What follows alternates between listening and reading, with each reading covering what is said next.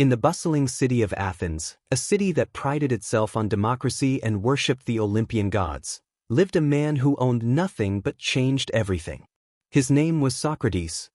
He was not a man of conventional beauty. He had a snub nose, bulging eyes, and was often seen walking barefoot through the dusty agora, marketplace, his simple robe unadorned.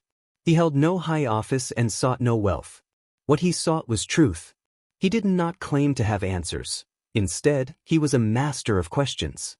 His divine mission, as he called it, came from an inner voice, his daimonion, which he said guided him. For decades, he was the city's most familiar and most puzzling figure. He would stop the most powerful statesmen, the most celebrated poets, and the most skilled craftsmen. What is justice? He might ask a politician. What is courage? He would inquire of a general. What is beauty? He'd ask an artist.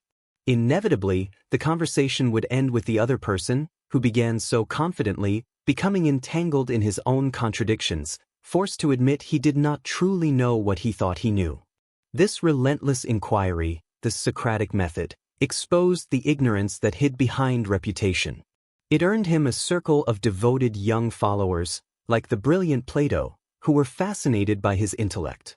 But it also created a long list of powerful and humiliated enemies who saw him as a public nuisance and a threat to the social order.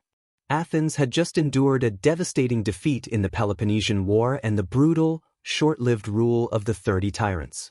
The city was wounded, paranoid, and desperate to restore its old traditions. In this tense atmosphere, Socrates' enemies saw their chance. 3 men, Meletus, a poet, Anytus, a powerful politician, and Lyco, an orator, brought formal charges against him. The charges were serious and aimed at the heart of Athenian values: impiety, not believing in the city's gods and introducing new ones, and corrupting the youth, turning them against their fathers and the state. At 70 years old, Socrates stood before a jury of 501 Athenian citizens. His friends had begged him to prepare a defense, to use emotional appeals, to bring his weeping wife Xanthippe and his 3 young sons before the jury to beg for mercy, as was common. Socrates refused. His defense, immortalized by Plato as the Apology, was an unyielding justification of his life's work. He told the jury he was not a teacher, as he never accepted money. He explained that his journey began when the oracle at Delphi declared that no man was wiser than Socrates. Puzzled, he set out to find someone wiser, only to discover that those who claimed wisdom were, in fact, ignorant. He concluded the oracle was right. His wisdom lay only in the fact that he knew nothing. He did not shy away from his reputation. He famously compared himself to a gadfly, a persistent insect sent by the gods to sting the large and lazy horse of Athens, to wake it from its complacent slumber and force it to think. He argued that he was a gift to the city, not a criminal.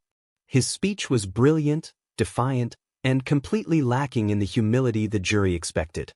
They found him guilty by a narrow margin. The trial then moved to the sentencing phase. The accusers proposed the death penalty, execution by drinking hemlock. It was now Socrates' turn to propose an alternative punishment. This was his chance to save himself. He could have suggested exile, a punishment the jury likely would have accepted. Instead, Socrates, in a final act of profound irony, stated that he had been the city's greatest benefactor.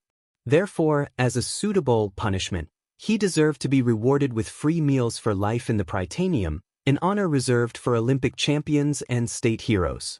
The jury was incensed by this perceived mockery. The same jurors who had narrowly found him guilty now voted overwhelmingly for his death. Socrates was taken to a state prison to await his execution, which was delayed for a month due to a religious festival. His friends visited him daily. One morning, his wealthy and loyal friend Crito arrived before dawn. Crito had a plan. He had bribed the guards, and a ship was ready to take Socrates to safety in exile. He pleaded with Socrates to escape, for the sake of his friends, his reputation, and his young children. Socrates remained perfectly calm and refused. He gently cross-examined Crito, leading him to the conclusion that escaping would be an act of injustice. He had lived his entire life benefiting from the laws of Athens. They had protected his birth, his marriage, and his education. He had a social contract with the city, he argued, and he could not betray those laws now, even when they were being used unjustly against him. To do so would be to harm his own soul, and he taught that it was far worse to commit an injustice than to suffer one. He chose to obey the law, even when it meant his death. On his final day, his friends gathered in his cell. His wife and children were there, and he comforted them before asking Crito to take them home, so he could spend his last hours in philosophical discussion. His followers, including Phaedo, Simmias, and Cebes, were overcome with grief, but Socrates was serene. He spent his final hours discussing his favorite topic, the immortality of the soul. He argued that a true philosopher should not fear death, but see it as the ultimate liberation of the soul from the prison of the body. As the sun began to set, the jailer, who had come to deeply respect Socrates, entered the cell. With tears in his eyes, he presented the cup of hemlock. Socrates asked for the procedure. The jailer explained he must drink it, then walk around until his legs felt heavy, and then lie down. Socrates took the cup without a tremor in his hand. He offered a simple prayer to the gods for a safe passage to the next world and then calmly drank the poison. His friends, who had held back their tears, finally broke down, weeping uncontrollably. "What is this strange outcry?" Socrates gently rebuked them. "I sent the women away mainly so that they would not misbehave in this way. One should die in peace. Be quiet and be brave." His friends fell silent, ashamed. Socrates walked around the room. When his legs grew numb, he lay down on his cot as instructed. The cold numbness spread upwards from his feet. The jailer checked his feet and legs, pressing them, showing his friends how he was no longer reacting. The poison was nearing his heart. Just before the end, Socrates uncovered his face for a moment and spoke his last words, to his oldest friend, "Crito, we owe a rooster to Asclepius. Please, don't forget to pay the debt." Asclepius was the god of healing. With his last breath, Socrates was saying that death was not a tragedy, but a cure, the healing of the soul from the sickness of the body. Then, the philosopher of Athens, the gadfly who had questioned everything, was still. His death was not an end, but the act that turned his philosophy into a legend, ensuring his questions would echo through history forever.